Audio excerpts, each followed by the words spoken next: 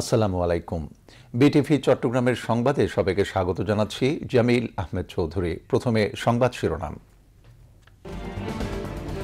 দেশের সরকারি প্রাথমিক বিদ্যালয়গুলোতে প্রধান শিক্ষকের শূন্য পদে দ্রুত নিয়োগের নির্দেশ প্রধান উপদেষ্টা প্রফেসর মোহাম্মদ ইউনূসের।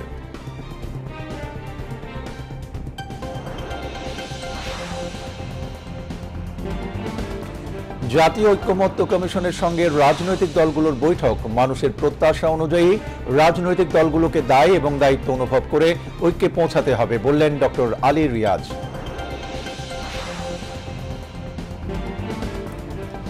জুলাই পদযাত্রার অংশ হিসেবে ভোলা ও বরিশালে পদযাত্রা ও পথসভা করছে এনসিপি।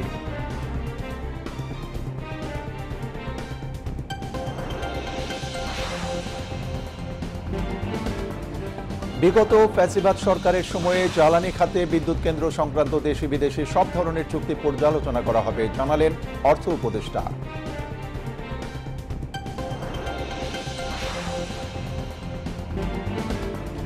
চট্টগ্রামে জাহাজ ভাঙা শিল্পকে পরিবেশ বান্ধব করতে সরকারের উদ্যোগে সুফল, কমেছে পরিবেশ ও সমুদ্র দূষণ।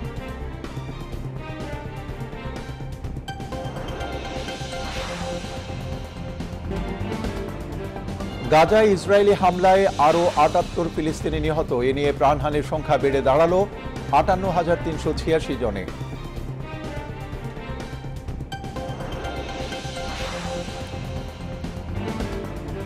এবং সাফ অনূর্ধ্ব-২০ নারী ফুটবল চ্যাম্পিয়নশিপে ভুটানের মুখোমুখি বাংলাদেশ।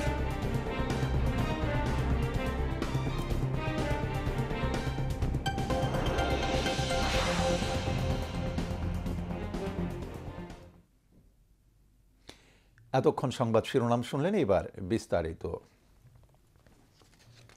দেশের সরকারি প্রাথমিক বিদ্যালয়গুলোতে প্রধান শিক্ষকের শূন্য পদে দ্রুততম সময়ের মধ্যে নিয়োগের নির্দেশ দিয়েছেন প্রধান উপদেষ্টা প্রফেসর মোহাম্মদ ইউনূস। গতকাল বিকেলে রাষ্ট্রীয় অতিথি ভবন যমুনায় এক বৈঠকে এই নির্দেশ দেন তিনি। বৈঠকে প্রাথমিক ও গণশিক্ষা মন্ত্রণালয়ের উপদেষ্টা ডক্টর বিধান রঞ্জন রায় পোদ্দার, মন্ত্রণালয়ের সচিব আবু তাহের মোহাম্মদ মাসুদ রানা, প্রধান উপদেষ্টার মুখ্য সচিব সিরাজউদ্দিন মিয়া সহ অন্যান্য কর্মকর্তারা উপস্থিত ছিলেন। বৈঠকে প্রধান উপদেষ্টা সরকারি প্রাথমিক বিদ্যালয়ের শিক্ষার মান সম্পর্কে এবং কোন স্কুলগুলো ভালো করছে সে ব্যাপারে মূল্যায়ন জানতে চান। উপদেষ্টা বিধান রঞ্জন রায় বলেন, প্রাথমিক শিক্ষা ক্ষেত্রে অবকাঠামো উন্নয়নের জন্য অনেক অর্থ ব্যয় হয়েছে, কিন্তু মূল যে উদ্দেশ্য শিক্ষার মান বৃদ্ধি সেটা সাধন হয়নি। তিনি বলেন, মন্ত্রণালয় মূল্যায়ন করে স্কুলগুলোকে র্যাঙ্কিং করছে। যে সকল স্কুলের বাচ্চারা পিছিয়ে আছে তাদের জন্য বিশেষ কর্মসূচি নেওয়া হচ্ছে। প্রধান উপদেষ্টা সরকারি কর্ম কমিশন পিএসসির সঙ্গে সমন্বয় করে অতি দ্রুত বিজ্ঞপ্তি দিয়ে প্রধান শিক্ষক নিয়োগের প্রক্রিয়া সম্পন্নের নির্দেশ দেন। এর পাশাপাশি শিক্ষকদের বদলির ক্ষেত্রেও নীতিমালায় পরিবর্তন আনার বিষয়ে সংশ্লিষ্ট কর্মকর্তাদের নির্দেশনা দিয়েছেন প্রধান উপদেষ্টা। এছাড়া দেশের সকল প্রাথমিক স্কুলকে ধারাবাহিকভাবে ইন্টারনেট সংযোগ ও মাল্টিমিডিয়া শ্রেণীকক্ষ তৈরির বিষয়েও জোর দেন প্রধান উপদেষ্টা প্রফেসর মোহাম্মদ ইউনূস। জাতীয় ঐক্যমত্য কমিশনের সহসভাপতি অধ্যাপক ডক্টর আলী রিয়াজ বলেছেন, গণ অভ্যুত্থানের পর মানুষের প্রত্যাশা অনুযায়ী রাজনৈতিক দলগুলোকে দায় এবং দায়িত্ব অনুভব করে ঐক্যমত্যে পৌঁছাতে হবে। আজ রাজধানীর ফরেন সার্ভিস একাডেমিতে জাতীয় ঐক্যমত্য কমিশনের সাথে রাজনৈতিক দলগুলোর দ্বিতীয় পর্যায়ের ১৪তম দিনের আলোচনার শুরুতে অধ্যাপক ডক্টর আলী রিয়াজ এসব কথা বলেন। কমিশনের সদস্য doctor Iftekharuzzaman, doctor Badiul Alam Majumdar, Sarfaraz Hossain, doctor Mohammad Ayub Mia এবং প্রধান উপদেষ্টার বিশেষ সহকারী মনির হায়দার এ সময় উপস্থিত ছিলেন। আজ দ্বিকক্ষ বিশিষ্ট পার্লামেন্ট, সংবিধান সংশোধন এবং সংসদে নারী প্রতিনিধিত্বের বিষয়গুলো নিয়ে আলোচনা হচ্ছে। বৈঠকে বিএনপি, জামায়াতে ইসলামী, জাতীয় নাগরিক পার্টি, এনসিপি, গণ অধিকার পরিষদ, গণসংহতি, বাংলাদেশের কমিউনিস্ট পার্টি, বিপ্লবী ওয়ার্কার্স পার্টি, আমার বাংলাদেশ, এবি পার্টি সহ ৩০টি রাজনৈতিক দলের প্রতিনিধিগণ অংশ নিচ্ছেন। জুলাই পদযাত্রার অংশ হিসেবে আজ ভোলা ও বরিশালে পদযাত্রা ও পথসভা করছে জাতীয় নাগরিক পার্টি এনসিপি। গতকাল বিকেলে বরগুনা পৌর মার্কেট চত্বরে এনসিপি আয়োজিত পথসভায় এনসিপির আহ্বায়ক নাহিদ ইসলাম বলেন, বাংলাদেশে আর কোনোদিন মুজিববাদ প্রতিষ্ঠা করতে দেয়া হবে না। তিনি বলেন, শুধু সরকার পরিবর্তনের জন্য নয়, দুর্নীতি ও চাঁদাবাজ মুক্ত একটি নতুন বাংলাদেশ গড়ার লক্ষ্যে গণ আন্দোলন করা হয়েছে। এনসিপির আহ্বায়ক বলেন, প্রয়োজনীয় সংস্কার ও বিচার নিশ্চিত করা ছাড়া কাঙ্ক্ষিত লক্ষ্য অর্জন করা সম্ভব নয়। সংস্কার ও বিচার সম্পন্ন না করা পর্যন্ত দেশে কোনো নির্বাচন হতে পারে না, জনগণ তা মেনেও নেবে না। নাহিদ ইসলাম বলেন, গত বছর স্বৈরাচারের বিরুদ্ধে আন্দোলন করা হয়েছে, আর এবার দুর্নীতিবাজ ও চাঁদাবাজদের বিরুদ্ধে আন্দোলন করতে হবে। এ সময় এনসিপির সদস্য সচিব আক্তার হোসেন, মুখ্য সমন্বয়ক নাসিরউদ্দিন পাটোয়ারি, দক্ষিণাঞ্চলের মুখ্য সংগঠক হাসনাত আবদুল্লাহ ও উত্তরাঞ্চলের মুখ্য সংগঠক সার্জিস আলম সহ শীর্ষ নেতারা পদযাত্রায় অংশগ্রহণ করেন। আজ দুপুরে ভোলায় পদযাত্রা ও পথসভা অনুষ্ঠিত হয় এবং সন্ধ্যায় বরিশাল নগরীতে কেন্দ্রীয় নেতাদের অংশগ্রহণে অনুষ্ঠিত হবে একই কর্মসূচি। নতুন বাংলাদেশের বুনিয়াদকাল 2024-এর জুন, জুলাই, আগস্টের দিনগুলো বাংলাদেশের রাজনীতির গতিপথ পাল্টে দেয়া এ মাহেন্দ্রক্ষণ মানুষের মনে জায়গা করে নিয়েছে 36 জুলাই নামে। এই জনপদের অপরিসীম ত্যাগ ও অনন্য সাহস সংগ্রামের গৌরবময় দিনগুলোর ঘটনাবলী সবার কাছে তাই অনেক গুরুত্বের। কেমন ছিল দুনিয়া কাঁপানো জুলাইয়ের দিনগুলো? লাল জুলাইয়ে বিপ্লবী সময় রেখার উপর নজর বুলাতে আমাদের এবারের আয়োজন।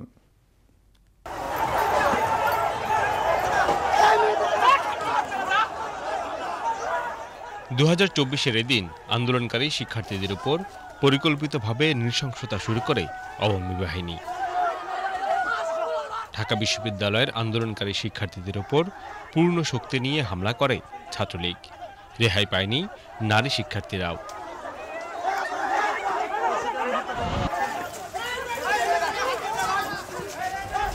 হাসিনার হায়না বাহিনীর তাণ্ডবে হতবিহ্বল হয়ে পড়ে পুরো জাতি।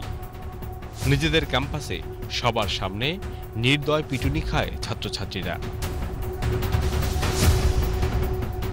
হাসপাতালে গিয়েও হামলা করে হায়নারা।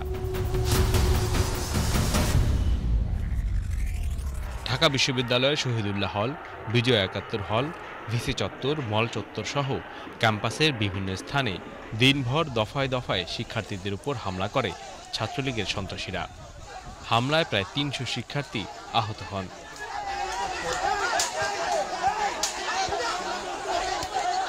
আমার যে জুনিয়র, এটা ও হচ্ছে খুবই বাজেভাবে ওর হাতে ব্যথা পাইছে, ও স্টিল মানে কাঁপতেছে। এই অবস্থায় ওদের মানে যা ইচ্ছা হচ্ছে এরকম একটা কাজ, খুবই বড় বড় ইট পাটকেল ছুঁড়ে মারছে।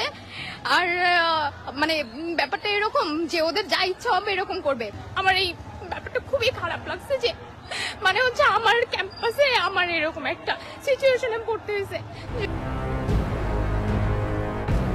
ঢাকা মেডিকেলে আহত শিক্ষার্থীদের যথাযথ চিকিৎসা না দেওয়ার অভিযোগ করেন সমন্বয়করা। 71-এ ওরা হামলা করছিল, ওখান থেকে ইট মারা শুরু হয়েছে।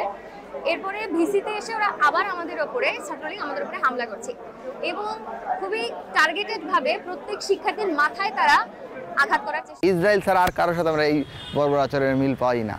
হাসপাতালে চিকিৎসা নিচ্ছে রক্তাক্ত, তার উপর আবার হামলা করা। এবং এই হামলাটা একবার হয় নাই।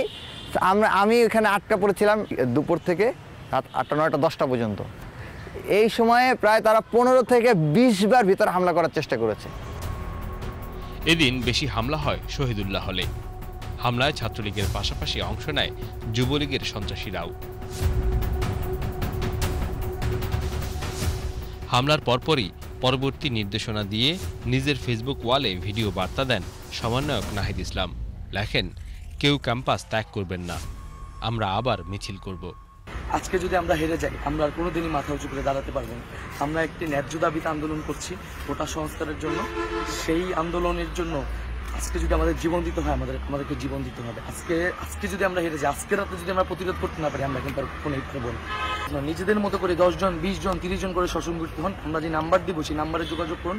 আমরা যে স্থানে বলবো সেই স্থানে এসে মিলিত হবেন। আমরা একসাথে আজকে প্রতিরোধ করব। ক্যাম্পাসে একজন সন্ত্রাসীরও ঠিকানা হবে। সকল সন্ত্রাসীর কাছে আমরা ক্যাম্পাস থেকে বিতাড়িত করব এবং আমাদের দাবি আদায় করেছে। হামলার ধকল পেরিয়ে প্রতিরোধ গড়তে শুরু করেন শিক্ষার্থীরা। শহীদুল্লাহ হল থেকে বের হয় প্রতিবাদ মিছিল।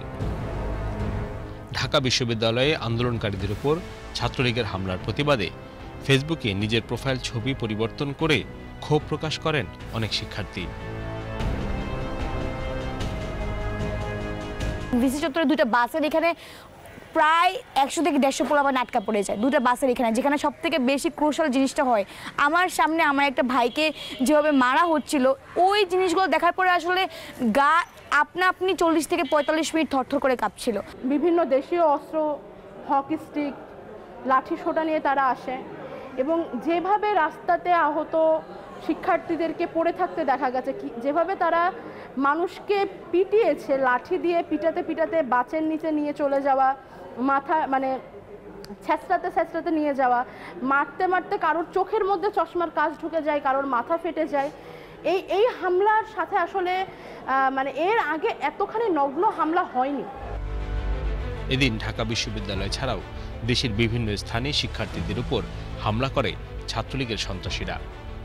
ঢাকা বিশ্ববিদ্যালয়ের রাজু ভাস্কর্যে কোটা সংস্কারের সমাবেশে আসতে চাইলে ইডেন কলেজের ছাত্রীদের মারধর করে ছাত্রলীগ। এ সময় শিক্ষার্থীদের উপর গরম পানি ছিটানো হয়। চট্টগ্রামও কোটা সংস্কার আন্দোলনকারীদের উপর হামলা করে হাসিনার সন্ত্রাসী বাহিনী। ঢাকায় ইউনাইটেড ইন্টারন্যাশনাল ইউনিভার্সিটির শিক্ষার্থীদের উপর হামলা করে ফ্যাসিস্ট হাসিনার পুলিশ।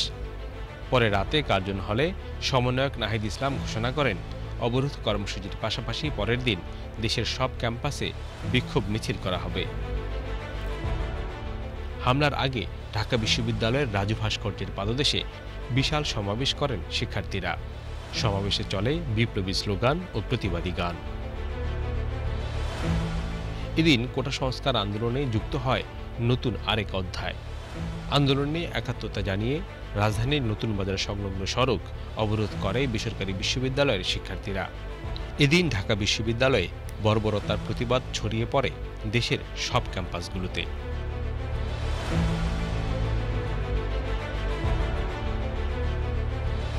শাহাদাতের একদিন আগে আবু সাইদ ৬৯-এর গণঅভ্যুত্থানে শহীদ অধ্যাপক শামসুজ্জোহাকে স্মরণ করে লেখেন, স্যার, এই মুহূর্তে আপনাকে ভীষণ দরকার। ন্যায়ের পক্ষে সরব হয়ে ত্যাগ স্বীকারে সবাইকে উৎসাহ দিয়ে আবু সাইদ লেখেন, অন্তত একজন শামসুজ্জোহা হয়ে মরে যাওয়াটা অনেক বেশি আনন্দের, সম্মানের আর গর্বের। Iqbal Farhad, BTV news. জুলাই গণ অভ্যুত্থানের স্মৃতি পুনর্জাগরণে কেন্দ্রীয় শহীদ মিনারে অনুষ্ঠিত হয়ে গেল ড্রোন শো। এ সময় শহীদ মিনারের পশ্চিম আকাশে ভেসে ওঠে রং বেরঙের ২০০০ ড্রোন। এই আলোকসজ্জা ও কারুকার্যে ফুটে ওঠে স্বৈরাচারী শেখ হাসিনার সময়ের হত্যা, গুম, ধর্ষণ, লুটতরাজ ও নৈরাজ্যের নানা চিত্র। আলোর সমন্বয়ে আকাশে ভেসে ওঠে প্রতিরোধের চিহ্ন, জুলাই কন্যাদের প্রতি শ্রদ্ধা এবং সাহসী নারীদের মুখচ্ছবি। প্রতিটি মুহূর্ত যেন ছিল ত্যাগের নতুন উচ্চারণ। আরও জানাচ্ছেন সীমা শারমিন। জুলাই সহযোদ্ধাদের কথা আমরা ঘড়ির কাঁটায় তখন রাত 11:30। জুলাই গণঅভ্যুত্থানের 14 জুলাই পুনর্জাগরণের অনুষ্ঠান চলছিল। হঠাৎ কেন্দ্রীয় শহীদ মিনারের পশ্চিম আকাশ থেকে রং বেরঙের আলো জ্বালিয়ে ভেসে আসে ২০০০ ড্রোন।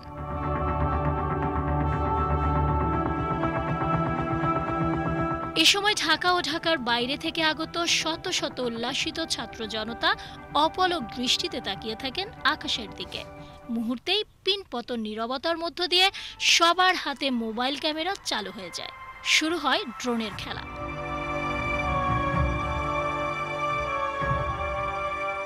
এ সময় আলোকসজ্জায় ও কারুকার্যে একে একে স্বৈরাচারী শেখ হাসিনার সময়ের খুন, গুম, হত্যা, ধর্ষণ, লুটতরাজ, নৈরাজ্য সহ নানা বিষয় উঠে আসে ড্রোনের এই প্রদর্শনীতে।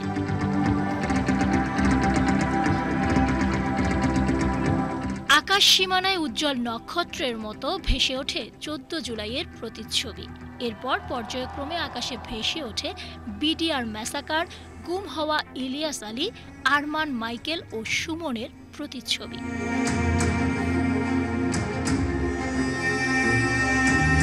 তুলে ধরা হয় শাপলা ম্যাসাকার, সরকারের মদতপুষ্ট লুটপাটকারীদের ছবি। পোস্ট ডিলিট করো, 14 জুলাই তাহলে কি রাজাকারদের নাতিপুতিরা পাবে?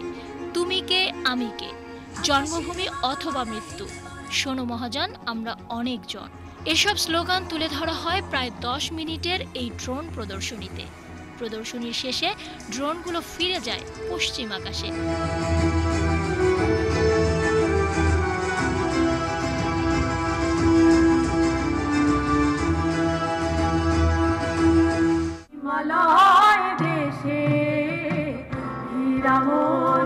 পরে সমবেত ও একক সঙ্গীত পরিবেশনের মধ্য দিয়ে গণ অভ্যুত্থানের 14 জুলাই পুনর্জাগরণের অনুষ্ঠান সম্পন্ন হয়। সীমা শারমিন, বিটিভি নিউজ।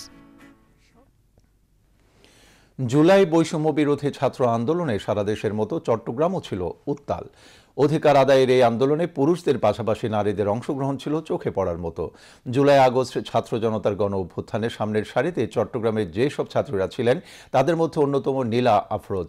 তিনি জীবন বাজি রেখেছিলেন সামনের কাতারে। নেতৃত্ব দিয়ে এই আন্দোলনকে বেগবান করতে তিনি রেখেছিলেন অগ্রণী ভূমিকা। আজ 1 বছর পর এই অগ্নিঝরা জুলাইয়ে নীলা আফরোজের স্মৃতি কথা তুলে ধরে সাক্ষাৎকার ভিত্তিক প্রতিবেদনের আজ দেখুন প্রথম পর্ব। নারীদের যে ভূমিকা সেটা আসলে অকল্পনীয় ছিল। 11 জুলাই যখন টাইগার পাসে পুলিশের সাথে স্টুডেন্টদের সংঘর্ষ হয়, সেখানে নারীরা ব্যানার ধরে দাঁড়িয়ে থাকে এবং ওই ব্যানার পুলিশ বারবার ছিনিয়ে নিতে চেষ্টা করলো, নারীরা সেটা তাদের হাতে দেয়নি। তারা ওই ব্যানার নিয়ে মিছিল নিয়ে আরো সামনের দিকে অগ্রসর হয়ে যায়। তারপর আমরা 16 জুলাই, 14 জুলাই, 15 জুলাই বিভিন্ন সময়গুলোতে আমরা দেখেছি চট্টগ্রাম হোক কিংবা সারা দেশেই নারীরা সম্মুখ সারিতে থেকে গুলির মুখে দাঁড়িয়ে গিয়েছিল তাদের জীবনের পরোয়া না করে। এরপর 29 জুলাই চেরাগি মোড়ে, সেখানে হচ্ছে আমরা বেশি শিক্ষার্থী ছিলাম না, তখনও জমায়েত হচ্ছিলাম। সেখানে আমরা মেয়েরা প্রায় ছিলাম 60 থেকে 65 জন। আমরা ওই দিনকার আন্দোলনের যে স্পিরিটটা সেটা মূলত মেয়েরাই দিয়েছিল এবং 29 তারিখ ছিল চট্টগ্রামে কারফিউর পরে প্রথম কর্মসূচি।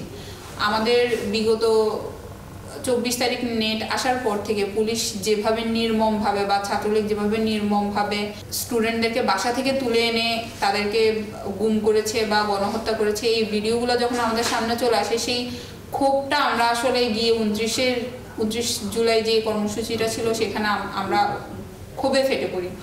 নতুন ব্রিজে 18 জুলাই যখন কর্মসূচি ছিল আমাদের বাংলা ব্লকের কর্মসূচি, আমার মনে পড়ছে সেদিন হচ্ছে আমরা প্রায় 400-500 শিক্ষার্থী ছিলাম সেখানে।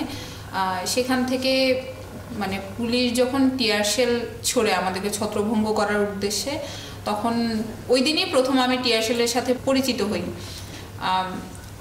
আমি চেষ্টা করছিলাম যে আমাদের যে নারী সহযোদ্ধারা আছে তাদেরকে একটা নিরাপদ স্থানে নিয়ে যাওয়ার জন্য। তো সেই ক্ষেত্রে তারা হচ্ছে যে সাউন্ড গ্রেনেডের শব্দ বা টিয়ার শেলের যে ধোঁয়া বা যে জ্বালা পোড়া সেটার কারণে তারা একটু বিভ্রান্ত হয়ে এদিক সেদিক ছোটাছুটি করছিল। তো আমি তাদেরকে একসাথে নিরাপদ জায়গায় নিয়ে যেতে সক্ষম হই। তো যখন আমি আসলে তাদেরকে সংঘবদ্ধ করছিলাম বা বলছিলাম যে আপনারা আমার সাথে আসেন, তখনই গুলাগুলিগুলো হচ্ছিল। তো তখন আমার সামনে একজন ভাই গুলিবিদ্ধ হয়ে হচ্ছে যে সে রাস্তায় লুটিয়ে পড়ে। তো ওই দৃশ্যটা আমার জন্য আসলে খুবই ভয়াবহ ছিল। আমি এর আগে কখনোই এরকম অভিজ্ঞতা পাইনি এবং আমার জন্য চোখে পানি আসার মতো একটা ঘটনা ছিল। এছাড়াও 29 জুলাই যখন পুলিশ সাউন্ড গ্রেনেড ছোড়ে, আমি প্রথম ধাপে আমার সাথে আমার যে সহযোদ্ধারা ছিল ওরা প্রত্যেকেই আমার ছোট ছিল। তো বয়সে বড় হিসেবে আমার একটা দায়িত্ব ছিল তাদেরকে আগে সেফ করা। আমি তাদেরকে চিলক্সের গেটটার মধ্যে আমি তাদেরকে ঢুকিয়ে দিতে সক্ষম হই, কিন্তু প্রথম প্রচেষ্টায় আমি সেখানে ভিতরে যেতে ব্যর্থ হই। তো পিছনে ঘুরে দেখি যে আমার দিকে আসলে 2 জন পুলিশ বন্দুক তাক করে আসছিল। তো আমি আন্দোলনে এসেছি, আমার মা জানতো না। তো আমার ওই মুহূর্তে আমার মায়ের কথা খুব মনে পড়ছিল এবং আমার সামনে ব্যাগ ছিল, ব্যাগটাকে আমি বুকে জড়িয়ে ধরে আমি কালিমা শাহাদাত পাঠ করে ফেলি এবং মানে আমার মনে হচ্ছিল যে আমি এখনই হয়তো শহীদ হয়ে যাব। তো আমি মনে মনে সবার কাছ থেকে মাফ চেয়ে নিচ্ছিলাম। তো আমার যখনই কালিমা শাহাদাত পড়া শেষ হয় তখনই পিছন থেকে কেউ একজন আমাকে পুল করে এবং গেটটা লাগিয়ে দেয়। গেট লাগানোর সাথে সাথেই সেখানে গুলিবর্ষণ হতে থাকে। মানে কয়েক সেকেন্ডের জন্য আমি সেদিন বেঁচে যাই আল্লাহর রহমতে। ফেনীর বন্যা পরিস্থিতির উন্নতি হয়েছে, তবে বন্যার পানি কমে যাওয়ার সাথে সাথে ফুটে উঠেছে ক্ষয়ক্ষতির চিহ্ন। অন্যদিকে নোয়াখালীতে গতকাল আবারও মুষলধারে বৃষ্টিতে নতুন করে পানিবন্দী হয়েছে 90,000 মানুষ। এদিকে বন্যা কবলিত এলাকার দুর্গতদের স্বাভাবিক জীবনে ফিরিয়ে আনার লক্ষ্যে সরকারি সাহায্যের পাশাপাশি অব্যাহত রয়েছে স্বেচ্ছাসেবীদের সহযোগিতা। বিস্তারিত সীমা শারমিনের প্রতিবেদনে। কপালে চিন্তার ভাঁজ নিয়েই নতুন করে বাঁচার সংগ্রাম শুরু করেছেন বন্যা কবলিত এলাকার মানুষ। ফেনীতে আশ্রয় কেন্দ্র থেকে বাড়ি ফিরেছেন অনেকেই, তবে তাদের থাকার উপযোগী কোনো পরিস্থিতি নেই সেই বসত ঘরে। ঘরের সবকিছুই ভিজে নষ্ট, যেন শুরু করতে হবে আবার নতুন করে।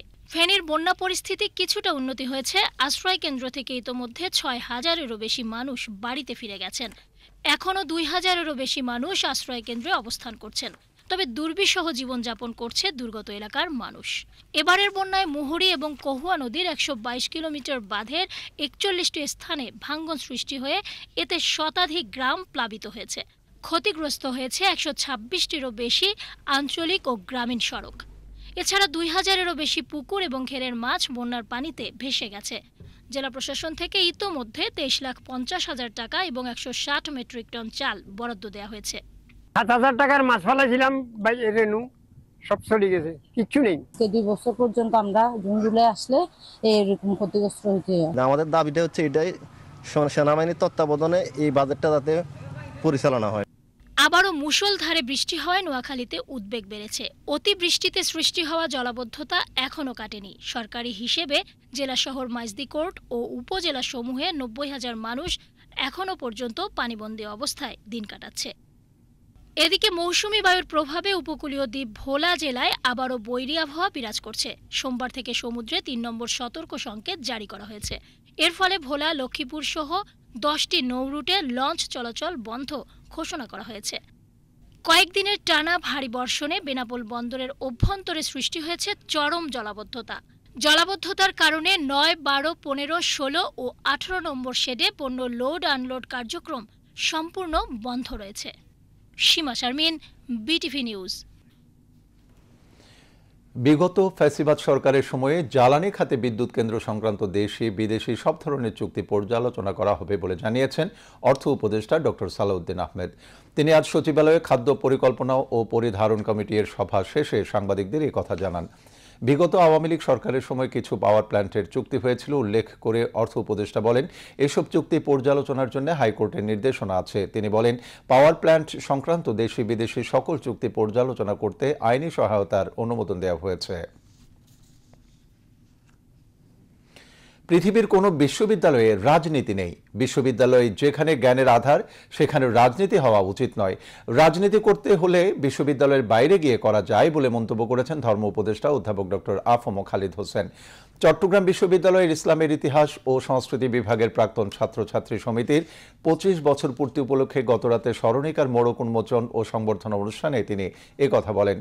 চট্টগ্রাম প্রেস ক্লাবের জুলাই স্মৃতি হলে সমিতির সভাপতি মোহাম্মদ শওকত আলী নূরের সভাপতিত্বে ও সাধারণ সম্পাদক আহমদ ইমরানুল আজিজের সঞ্চালনায় অন্যান্যের মধ্যে বিশ্ববিদ্যালয়ের উপাচার্য professor doctor Mohammad Shamim Uddin Khan, professor doctor Mohammad Kamal Uddin, professor doctor Mohammad Muhibullah Siddiqui, professor doctor Mohammad Sakhawat Hussain, ইসলামের ইতিহাস ও সংস্কৃতি বিভাগের সভাপতি মহিউদ্দিন আহমদ, মিজানুর রহমান সেলিম সহ ইসলামের ইতিহাস ও সংস্কৃতি বিভাগের শিক্ষক ও প্রাক্তন শিক্ষার্থীরা বক্তব্য রাখেন।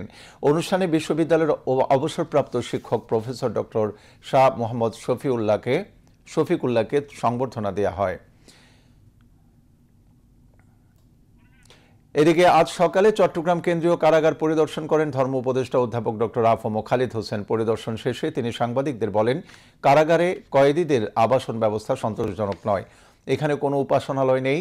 হিন্দু মুসলমান সকল কয়েদি যাতে নিজ নিজ ধর্মমতে প্রার্থনা করতে পারে তার ব্যবস্থা করা হবে। তিনি বলেন, কয়েদিদের জন্য ধর্মীয় শিক্ষার মাধ্যমে সংশোধনের চেষ্টা করতে হবে। তাদের মধ্যে ধর্মীয় মূল্যবোধ সৃষ্টি হলে অপরাধ প্রবণতা যাতে হ্রাস পায় সেজন্য কয়েদিদের কাউন্সেলিংয়ের ব্যবস্থা করা হবে।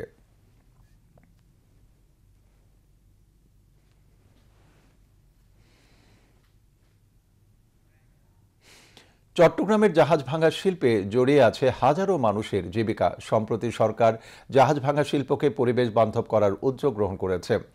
এতে একদিকে যেমন পরিবেশ দূষণ ও সমুদ্র দূষণ কমেছে, অন্যদিকে দুর্ঘটনার সংখ্যাও কমে এসেছে।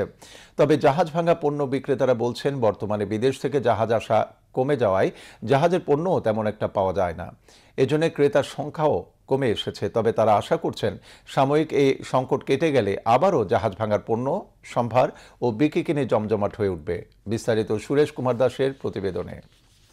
ভাটিয়ারি থেকে মাদাম বিবির হাট, একটু এগিয়ে গেলেই কুমিরা ঢাকা চট্টগ্রাম মহাসড়কের দুপাশে অসংখ্য দোকান। চোখ মেললেই দেখা মেলে নানা পদের লোহা লক্কর, ইঞ্জিন এবং অন্যান্য পণ্য সামগ্রীর সম্ভার। পাশেই সমুদ্র। কুমিরা কিংবা শীতলপুর এলাকায় এসে জোটে বিদেশি পুরনো জাহাজ। এইগুলো কেটে কেটে বিক্রি করা হয়। সঙ্গে আনা হয় জাহাজের পুরনো মালামাল। এগুলো পাওয়া যায় এইসব দোকানে।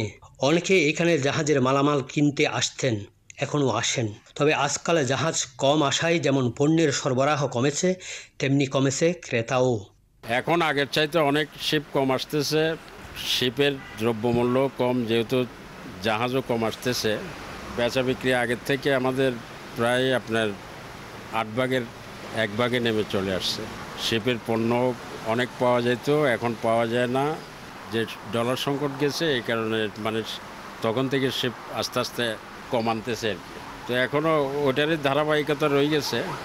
ব্যবসা বাণিজ্য আবার আগের মতো আমরা আশা করতেছি আবার ফিরে আসবে। বিক্রেতারা বলছেন তাদের দোকানে ভালো মানের বিভিন্ন পণ্য পাওয়া যায়। এর মধ্যে রয়েছে ফার্নিচার, ইলেকট্রনিক্স, শোপিস, এমনকি নিত্য ব্যবহার্য দ্রব্যও। অনেকে দূর দূরান্ত থেকে এসেও পণ্য কিনতেন। বর্তমানে আগের মতো যেমন পণ্য নেই, তেমনি বেচাকেনাও নেই। তবে শিগগিরই এইখানে সংকট কেটে যাবে বলে আশাবাদ বিক্রেতাদের। জি হ্যাঁ, ভালোই রেসপন্স পাচ্ছি। আপনার অনলাইনেও বিক্রি হচ্ছে, আবার অনেকে দোকান আসে ভিজিট করে নিচ্ছে। এখানে লাইফ বয়া, লাইফ জ্যাকেট, তারপরে যে আপনার কেমিক্যাল আইটেমের মধ্যে আপনার যত ধরনের জিনিস আছে ওগুলো, তারপর কোকারিস আইটেম আছে, এরপর আপনার ফ্যান আছে, তারপর বাইনিকুলার আছে, ফটোকপি মেশিন আছে, বোতল আছে, বালতি আছে, তারপর আপনার এখানে এসএসের পাওয়া যাবে, আপনার বাটি বোল টোল যা আছে সব কিছু। চট্টগ্রামের জাহাজ শিল্প এক ঐতিহ্যের নাম। এই শিল্পে জড়িয়ে আছে হাজারো মানুষের জীবিকা। কেউ শ্রমিক, কেউ সরবরাহকারী, কেউ আবার খুচরো বিক্রেতা। এছাড়া স্ক্র্যাপ আবারও রিরোলিং করে নতুন স্টিল তৈরি করা হয়, যার উপর গড়ে উঠেছে শিল্প। পরিবেশ বান্ধব আকারে এই শিল্প বিকশিত হলে দেশের অর্থনীতিতে ইতিবাচক ভূমিকা রাখবে, একথা বলা যায়। সুরেশ কুমার দাস, বাংলাদেশ টেলিভিশন, চট্টগ্রাম। এবার আন্তর্জাতিক সংবাদ। গাজায় সরকারি খাদ্য সহায়তা কেন্দ্র সহ বিভিন্ন স্থানে ইসরায়েলি আগ্রাসনে একদিনে আরও 78 ফিলিস্তিনির প্রাণ গেছে। এরই মধ্যে যুদ্ধবিরতির আলোচনায় নতুন গতি আসবে বলে আশাবাদী মার্কিন প্রেসিডেন্ট ডোনাল্ড ট্রাম্প। দক্ষিণ গাজার রাফায় একটি ত্রাণ বিতরণ কেন্দ্রের কাছে ইসরায়েলি হামলায় ত্রাণ নিতে আসা কমপক্ষে 5 ফিলিস্তিনি নিহত হয়েছেন। গত 2 মাসে ইসরায়েল ও মার্কিন সমর্থিত বিতর্কিত গাজা হিউম্যানিটেরিয়ান ফাউন্ডেশন GHF পরিচালিত ত্রাণ কেন্দ্রের কাছে ত্রাণ সহায়তা নিতে গিয়ে অন্তত 838 ফিলিস্তিনি নিহত হয়েছেন। যুদ্ধবিরতি নিয়ে মধ্যস্থতাকারীদের তৎপরতার মধ্যে ইসরায়েলি বাহিনী উত্তর গাজা এবং গাজা শহরেও আবার হামলা জোরদার করেছে। সোমবার ইসরায়েলি হামলায় গাজা সিটিতে কমপক্ষে 24 ফিলিস্তিনি নিহত ও বহু আহত হয়েছেন। এমন পরিস্থিতিতে নতুন করে আশার বাণী শুনিয়েছেন মার্কিন প্রেসিডেন্ট ডোনাল্ড ট্রাম্প। হোয়াইট হাউসে এক সংবাদ সম্মেলনে তিনি বলেন, গাজা নিয়ে ভালো অগ্রগতি হয়েছে। এদিকে জাতিসংঘ হুঁশিয়ারি দিয়েছে, গাজায় যদি নিয়মিত জ্বালানি প্রবেশ করতে না পারে তবে জীবন রক্ষাকারী মানবিক সহায়তা কার্যক্রম পুরোপুরি বন্ধ হয়ে যাবে। বৃহস্পতিবার 130 দিন পর প্রথমবারের মতো সামান্য জ্বালানি প্রবেশ করলেও তা একদিনের চাহিদাও পূরণ করতে পারেনি। গাজায় ইসরায়েলের অব্যাহত হামলায় প্রাণহানির সংখ্যা বেড়ে দাঁড়িয়েছে 58,386 ও আহতের সংখ্যা 1,39,000-এর বেশি। যুক্তরাষ্ট্রের প্রেসিডেন্ট ডোনাল্ড ট্রাম্প ইউক্রেনকে নতুন অস্ত্র সরবরাহের ঘোষণা দিয়েছেন। পাশাপাশি রাশিয়া যদি শান্তি চুক্তিতে সম্মত না হয় তবে রুশ পণ্য কেনা দেশগুলোর উপর নিষেধাজ্ঞা আরোপের হুমকি দিয়েছেন। মস্কোর অব্যাহত হামলার প্রতি হতাশা থেকে তার এই বড় ধরনের নীতিগত পরিবর্তন এসেছে। তবে ট্রাম্পের এই নিষেধাজ্ঞার হুমকির সঙ্গে 50 দিনের একটি গ্রেস পিরিয়ড রাখা হয়েছে, যা রাশিয়ার জন্য কিছুটা স্বস্তি বয়ে এনেছে। এতে রুবলের দরপতন রোধ হয়েছে। হোয়াইট হাউসে ন্যাটো সেক্রেটারি জেনারেল মার্ক রুটের সঙ্গে সাংবাদিকদের মুখোমুখি হয়ে ট্রাম্প বলেন, তিনি রুশ প্রেসিডেন্ট ভ্লাদিমির পুতিনের প্রতি হতাশ। তিনি ইউক্রেনের জন্য $1 বিলিয়ন মার্কিন অস্ত্র সহায়তা ঘোষণা করেন। ট্রাম্প বলেন, ইউক্রেনকে প্যাট্রিয়ট আকাশ প্রতিরক্ষা ব্যবস্থা দেয়া হবে, যা তারা বহুদিন ধরে দাবি করে আসছিল। সম্পূর্ণ সেট সহ ব্যাটারি পাঠানো হবে। ট্রাম্প বলেন, রাশিয়া যদি 50 দিনের মধ্যে শান্তি চুক্তিতে না আসে তবে রুশ পণ্য আমদানিকারক দেশগুলোকে সেকেন্ডারি ট্যারিফ বা নিষেধাজ্ঞার মুখোমুখি হতে হবে। আবারও দেশের খবর। চট্টগ্রামে জেলা প্রশাসনের উদ্যোগে ছাত্র জনতার জুলাই আগস্ট গণ অভ্যুত্থান স্মরণে শুরু হচ্ছে ৩৬ দিনব্যাপী জুলাই পুনর্জাগরণ কর্মসূচি। এই উপলক্ষে আগামীকাল চট্টগ্রাম জেলা স্টেডিয়ামে অনুষ্ঠিত হবে জুলাইয়ের গান ও ড্রোন শো। 18 জুলাই অনুষ্ঠিত হবে প্রতীকী ম্যারাথন ও 19 জুলাই থাকছে বৃক্ষরোপণ কর্মসূচি। দুপুরে স্থানীয় সার্কিট হাউসে এক সংবাদ সম্মেলনে ৩৬ দিনের কর্মসূচির বিস্তারিত তুলে ধরেন জেলা প্রশাসক ফরিদা খানম। কর্মসূচির মধ্যে রয়েছে গ্রাফিতি ও চিত্রাঙ্কন প্রতিযোগিতা, স্কুল পর্যায়ে সাংস্কৃতিক কর্মসূচি, চলচ্চিত্র প্রদর্শনী, জুলাই যোদ্ধাদের নিয়ে কর্মসূচি এবং ৩৬ জুলাই কর্মসূচির শেষ দিনে জুলাই শহীদ স্মৃতি স্তম্ভে পুষ্পস্তবক অর্পণ। এ সময় চট্টগ্রামের বিভাগীয় commissioner doctor Mohammad Ziauddin, Chattogram press ক্লাবের সদস্য সচিব জাহিদুল করিম কোচি সহ জেলা প্রশাসনের পদস্থ কর্মকর্তাগণ উপস্থিত ছিলেন। চট্টগ্রামস্থ ফেনী জেলা জাতীয়তাবাদী ফোরামের বেশ কয়েকজন সদস্য চট্টগ্রাম মহানগর স্বেচ্ছাসেবক দলের বিভিন্ন পদে মনোনীত হওয়ায় এক সংবর্ধনার আয়োজন করা হয়। নগরীর আগ্রাবাদে ফেনী জাতীয়তাবাদী ফোরামের সভাপতি জাবের আলম লিটনের সভাপতিত্বে এবং সাধারণ সম্পাদক নুরুল আফসার তৌহিদের সঞ্চালনায় অনুষ্ঠানে প্রধান অতিথি ছিলেন চট্টগ্রাম মহানগর বিএনপির সদস্য সচিব নাজিমুর রহমান। বক্তারা শহীদ জিয়াউর রহমানের হাতে গড়া বিএনপি এবং অঙ্গ ও সহযোগী সংগঠনের নেতাকর্মীদের ঐক্যবদ্ধ হয়ে দেশ জাতির কল্যাণে কাজ করার আহ্বান জানান।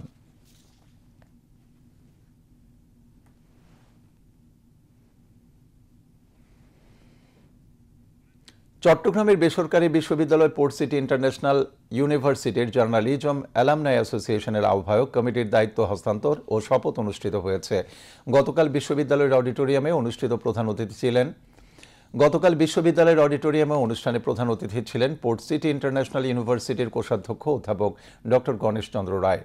কমিটির আহ্বায়ক পার্থপ্রতিম নন্দীর সভাপতিত্বে অন্যান্যের মধ্যে রেজিস্ট্রার মোহাম্মদ ওবায়দুর রহমান, সাংবাদিকতা ও গণমাধ্যম অধ্যয়ন বিভাগের চেয়ারম্যান দিলরুবা আক্তার, পরীক্ষা নিয়ন্ত্রক মোহাম্মদ সেলিম হোসাইন ও প্রক্টর মোহাম্মদ রাশেদ খান মিলন বক্তব্য রাখেন। শেয়ার বাজারের খবর।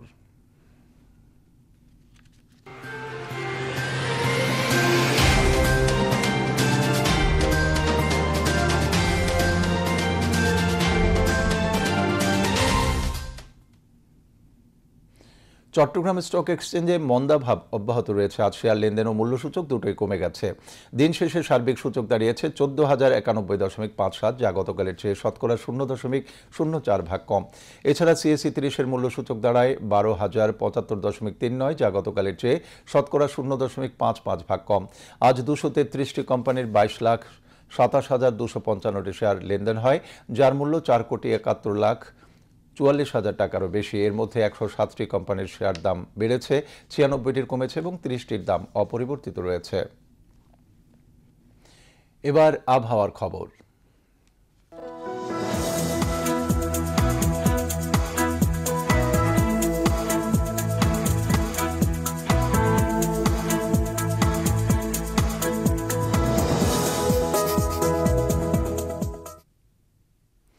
গাঙ্গেয় পশ্চিমবঙ্গ ও বাংলাদেশের দক্ষিণ পশ্চিম উপকূল এলাকায় অবস্থানরত স্থল নিম্নচাপের প্রভাবে উত্তর বঙ্গোপসাগর, বাংলাদেশের উপকূলীয় এলাকায় এবং সমুদ্র বন্দরসমূহের উপর দিয়ে দমকা অথবা ঝোড়ো হাওয়া বয়ে যেতে পারে।